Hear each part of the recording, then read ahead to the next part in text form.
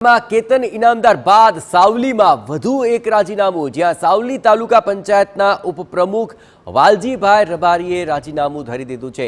સાવલીના ધારાસભ્ય કેતન ઇનામદારના રાજીનામા બાદ વધુ એક રાજીનામું પડી રહ્યું છે। તાલુકા સંગઠન અને બજાર સમિતિના ડિરેક્ટર પણ કેતન ઇનામદારના સમર્થનમાં રાજીનામું આપશે। તો હવે એક બાદ એક રાજીનામાનો દોર જાણે કે શરૂ થયો હોય તેવો ઘાટ ઘડાયો છે। તાલુકા સંગઠન અને બજાર સમિતિના ડિરેક્ટર પણ કેતન ઇનામદારના સમર્થનમાં રાજીનામું આપશે। તો કેતન ઇનામદાર બાદ સાવલીમાં વધુ એક રાજીનામું પડ્યું।